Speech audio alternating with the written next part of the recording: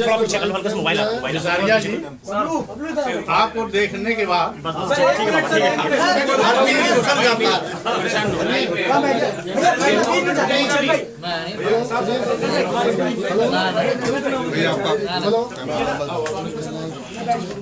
ये बबलू भाई पीछे रहो, मोबाइल आ रहा है।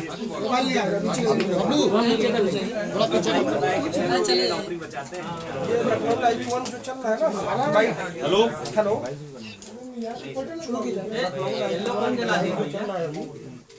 शुरू करें? हेलो हाँ शुरू करें सर।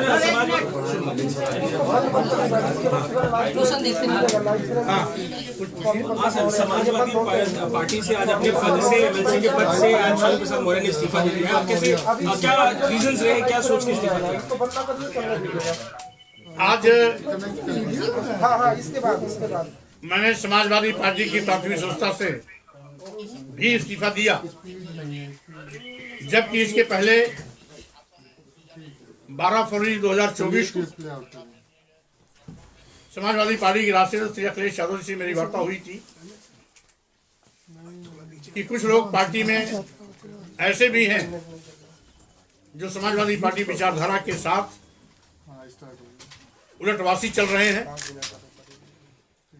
समाजवादी पार्टी को कमजोर करने की कोशिश कर रहे हैं। और ऐसे ही तत्व जब मैं समाजवादी पार्टी की आधार को बढ़ाने के लिए कोई भी प्रयास करता हूं तो लोग टीका टिप्पणी करते हैं। और उसी वार्ता को मैंने 13 फरवरी 2024 को पत्र के माध्यम से भी लिखित रूप से अवगत कराया, लेकिन इन दोनों घटनाक्रम के बावजूद भी राष्ट्रीय अध्यक्ष जी द्वारा जब किसी प्रकार की अग्रिम कोई विचार विमर्श नहीं की गई, वार्ता भी नहीं की गई, तो मैंने प्राथमिक सदस्य से भी इस्तीफा देने का निर्णय लिया। आज प्राथमिक सदस्य से इस्तीफा का पत्र मैंने राष्ट्रीय अध्यक्ष जी को भी भेज दिया। और चूंकि समाजवादी पार्टी के प्रत्याशी के रूप में विधानसभा उत्तर प्रदेश निर्वाचन क्षेत्र से मैं विधान परिषद में सदस्य निर्वाचित हुआ था, इसलिए नैतिकता के आधार पर विधान परिषद के माननीय सभापति जी को विधान परिषद की संस्था से भी इस्तीफा का पत्र मैंने भेज दिया है। उनसे अनुरोध किया है कि इसे स्वीकार करने की कृपा करें, क्योंकि मैंने सदैव राजनीति में इस देश के दलितों, आदिवासियों, पिछड़ों, अकलियत समाज के लोगों, गरीबों, मजलूमों और किसानों की समस्याओं को प्राथमिकता दी है। इस देश के सामाजिक परिवर्तन के तमाम उन महापुरुषों, जिसमें मुख्य रूप से सामाजिक परिवर्तन के महानायक ज्योतिबा फुले जी, आरक्षण के जनक छत्रपति साहू जी महाराज, भारतीय संविधान निर्माता बाबा साहब डॉक्टर अंबेडकर तथा इसी सामाजिक परिवर्तन के महान पुरोधा पेरियार रामास्वामी नायकर, नारायण गुरु, संत गाडगे, मानवर कांशीराम साहब, पेरियार ललई सिंह यादव, रामस्वरूप वर्मा, शहीद जगदेव बाबू के विचारधारा को लेकर के शुरुआती दौर से लड़ाई लड़ता रहा, इनके मिशन पर काम करता रहा। और इस विचारधारा तथा मिशन में जब भी कोई आड़े आया, वो कितनी भी बड़ी शख्सियत क्यों न रही हो, उससे टकराने में भी मैंने कभी गुरेज नहीं किया। क्योंकि राजनीति में विचारधारा महत्वपूर्ण स्थान रखती है। पद का कोई माने नहीं होता है। मैंने विचारधारा के लिए पद छोड़ी है, कुर्सी छोड़ी है, कभी नेता विरोधी दल का पद छोड़ा, कभी एक नहीं इसके पूर्व और वर्तमान में भी राष्ट्रीय महासचिव का पद छोड़ा, कभी विधायक पद से इस्तीफा, एमएलए के पद से इस्तीफा दिया, तो कभी एमएलसी के पद से इस्तीफा दिया। क्योंकि पद के लिए मैं कभी न कहीं आया हूं न गया हूं। जिनको खुशी है लाभ देने की, उनके लाभ के पद को भी मैं ससम्मान वापस कर दिया हूं, क्योंकि मैं अपना सम्मान विचारधारा के साथ मानता हूं। पद गौड़ है, पद और आता जाता है, विचारधारा शाश्वत होती है, टिकाऊ होती है, वैचारिक राजनीति का ही महत्व होता है। इसलिए मैं इन अपने तमाम महापुरुषों की विचारधारा को, इनके मिशन को अपनी थाती मानता हूं, और इसी विचारधारा को जीवंत बनाए रखने के लिए मैंने सभी प्रकार के पद का त्याग किया है, विधान परिषद का भी त्याग किया है। अब आने वाली 22 फरवरी 2024 को दिल्ली के तालकटोरा स्टेडियम में कार्यकर्ताओं के साथ समागम होगा, जहां पर आगे की दिशा तय होगी, नई पार्टी का ऐलान होगा और कोशिश होगी इस विचारधारा पर चलते हुए इस देश के गरीबों, दलितों, आदिवासियों, पिछड़ों, अल्पसंख्यक समाज के लोगों के सम्मान स्वाभिमान की रक्षा करने के साथ साथ सत्ता शासन में हिस्सेदारी सुनिश्चित कराने में मैं कामयाब हूं। ऐसी चाहत के साथ मैं कदम आगे बढ़ा रहा हूं। और आज जिस तरीके से प्रदेश और देश में बैठी हुई सरकारें इस देश के अनुसूचित जाति, अनुसूचित जनजाति और पिछड़ों का आरक्षण खत्म कर रही हैं, लंबे अरसे से चली आ रही मांग, जातिवाद जनगणना की मांग को ठुकरा रही है, देश के करोड़ों नौजवान को आज उनकी रोजी रोटी, रोजगार छीन करके मोहताज बनाया जा रहा है। किसानों को दुगना लाभ दिलाने का वादा करने वाले लोग दुगना लाभ तो नहीं दिला पाए, अलबत्ते उनके रास्ते में कील कांटे बिछाए जा रहे हैं, उन पर लाठियां बरसाई जा रही हैं। व्यापारियों को कमर तोड़ने के लिए ईडी का दुरुपयोग किया जा रहा है। लोकतंत्र को कमजोर करने के लिए ईडी, सीबीआई, इनकम टैक्स के माध्यम से आवाज को कुचलने का प्रयास किया जा रहा है। भारतीय संविधान की भावनाओं से खिलवाड़ किया जा रहा है। देश की राष्ट्रीय संपत्तियों को अपने चहेते उद्योगपतियों के हाथों में कौड़ियों के भाव बेचा जा रहा है, जिससे स्पष्ट है कि आज देश खतरे में है, संविधान खतरे में है, लोकतंत्र खतरे में है। मैं लोकतंत्र, संविधान और देश को बचाने के लिए स्वाभाविक रूप से जो समान विचारधारा के लोग हैं उनके साथ मिलजुल करके हम काम करेंगे और लोकतंत्र, संविधान तथा देश को बचाने की कोशिश करेंगे। आपका अगला कदम जो है राजनीति में, तो लोकसभा चुनाव है, तो आपका इस सारे से लोकसभा चुनाव के मद्देनजर आपका क्या है? देखिए, फिलहाल अभी इंडिया अलायंस में मैं रहा हूं, क्योंकि अब समाजवादी पार्टी से रास्ता जुदा हो रहा है, तो मेरी कोशिश होगी कि मैं इंडिया अलायंस में रहकर या बाहर से जिस भी रूप में हो सकेगा मैं उसको सशक्त बनाने की कोशिश करता रहूंगा। राहुल गांधी की यात्रा में शामिल होंगे, आगे क्या रणनीति रहेगी आपकी?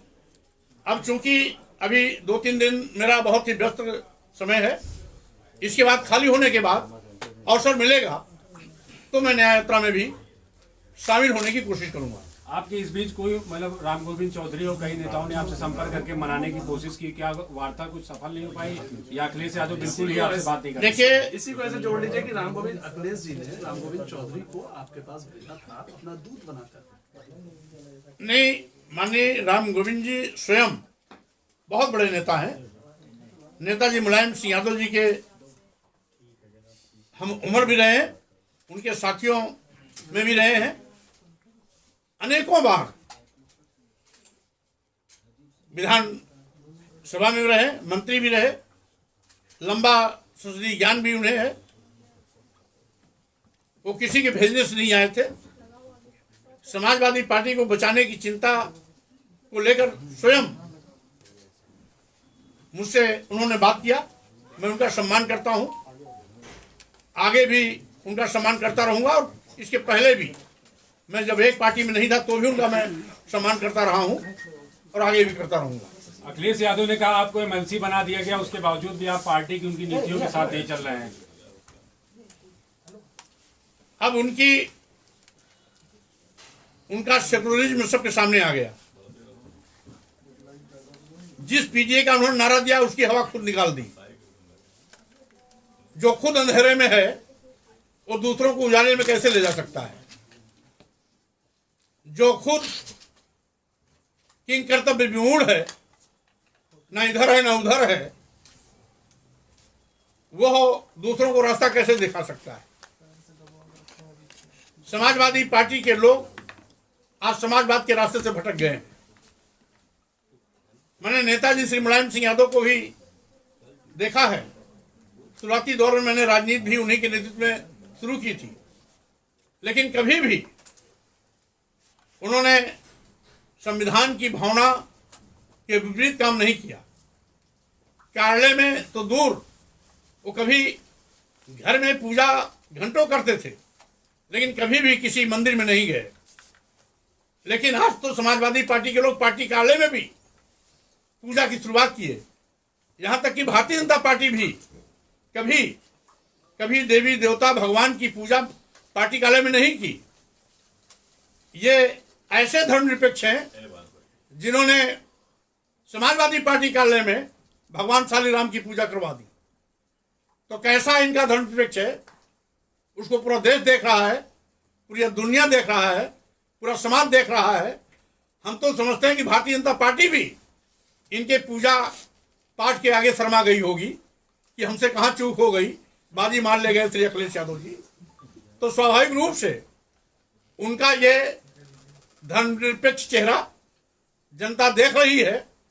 अब हमें कुछ नहीं दिखाना, जिसको जनता देख रही है उसको आईने दिखाने की जरूरत नहीं। आपको लेकर पल्लवी पटेल भी नाराज है। लगातार पल्लवी पटेल कह रही है कि राज्यसभा में हम वोटिंग नहीं करेंगे। क्या आपसे उनसे बातचीत चल रही कुछ? देखिए, पल्लवी पटेल जी बहुत ही सशक्त और बुलंद आवाज उठाती रही है। माननीय सोनेलाल पटेल जी की पुत्री है। सोनेलाल पटेल जी की विचारधारा बाबा साहब डॉक्टर अम्बेडकर मानव काश्याम की विचारधारा रही है।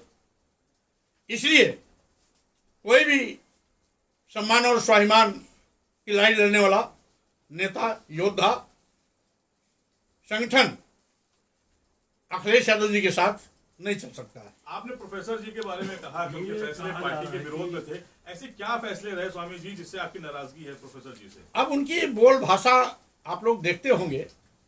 अभी पल्लवी पटेल जी ने जैसे कहा कि चूंकि पीडीए के अनुरूप राज्यसभा के सांसद प्रत्याशी नहीं, इसलिए मैं वोट नहीं दूंगी। बात राष्ट्रीय दल पर छोड़ देना चाहिए। वो कहते हैं संस्था नहीं वोट देंगे, संस्था चली जाएगी। क्या एक राजनीतिक व्यक्ति की भाषा ये है? भाई शिवपाल यादव से सीख लेना चाहिए। उन्होंने कहा कि ये पार्टी का अंदरूनी मामला है, हम लोग आपस में बातचीत कर लेंगे। या अखिलेश यादव भी छोड़ देना चाहिए, राष्ट्रीय अध्यक्ष हुआ है। तो जब समाजवादी पार्टी की खटिया खड़ी बिस्तरा गोल करने के लिए घर में ही मुखिया विराजमान है, तो और क्या आवश्यकता क्या है? इसलिए जब तक प्रोफेसर राम गोपाल जी स्वनाम धन्य स्वयंभू पार्टी के बड़े नेता रहेंगे, तब तक समाजवादी पार्टी पर इसी प्रकार से अंधेरा छाया रहेगा। ये कह रहे हैं मनोज जी कि अखिलेश यादव और राहुल गांधी यात्रा में शामिल नहीं हो रहे, गठबंधन नहीं हो रहा, ऐसी खबरें आ रही हैं। तो आप तो बहुत अंदर रहे हैं पार्टी के फैसलों के साथ, क्या वजह है? भाई देखिए, समाजवादी पार्टी इंडिया अलायंस से गठबंधन कर रही है या नहीं कर रही है, इसकी जानकारी मुझे नहीं है, इसलिए इस पर मैं किसी प्रकार की टिप्पणी नहीं करूंगा। हाँ, इतना जरूर है कि मैं समझता हूं कि इंडिया अलायंस आज देश की आवश्यकता है। स्वामी जी, कई मुस्लिम नेता भी नाराज नजर आ रहे हैं, आप तो पार्टी के अंदर रहे हैं, क्या आपके बाद कई लोगों ने आपसे संपर्क किया? क्योंकि विपक्ष के कई नेता हैं, वो कह रहे हैं कि सपा के विधायक हमसे कह रहे हैं राज्यसभा के लिए, तो क्या आपसे भी कुछ राय मशवरा हुआ? क्योंकि आपने तो इस्तीफा दे दिया कि आगे लाइन बढ़ने वाली है मुस्लिम विधायकों की या नेताओं की। देखिए, चूंकि जब 22 फरवरी को नई पार्टी का ऐलान होगा तो समान विचारधारा वाले जो भी पार्टी में आएंगे उन सब का मैं स्वागत करूंगा। सर, कहा जा रहा है कि आपको और पल्लवी पटेल को, राम गोविंद चौधरी को कांग्रेस की तरफ से भी ऑफर है, तो क्या आगे आने वाले समय में कांग्रेस में भी शामिल हो सकते हैं? ये ऑफर आपको मिला होगा, लेकिन इस प्रकार की जानकारी हमें अभी तक तो नहीं। आपका पार्टी चुनाव लड़ेगी ना, नई पार्टी गठन का है, चुनाव तो उतारेंगे इस तरह। स्वाभाविक रूप से पार्टी के रूप में इंडिया अलायंस में आवश्यकता पड़ेगी गठबंधन करने की, वो भी किया जाएगा। अन्यथा अगर बाहर से भी सपोर्ट करने की आवश्यकता पड़ेगी तो वो भी किया जाएगा। लेकिन अभी अंतिम रूप से कुछ भी तय नहीं है, जो फैसला होगा 22 फरवरी के बाद होगा। स्वामी जी, इंडिया गठबंधन कहीं ना कहीं आप लोगों का बिखर गया है, तो एनडीए से कैसे लड़ेगा आपका ये गठबंधन? अब जो बिखरता है उसी को बटोरा जाता है। Thank you sir, thank you. बहुत अच्छा हो गया। मैं उठूं? बैठे बैठे घुटने तोड़ दिए।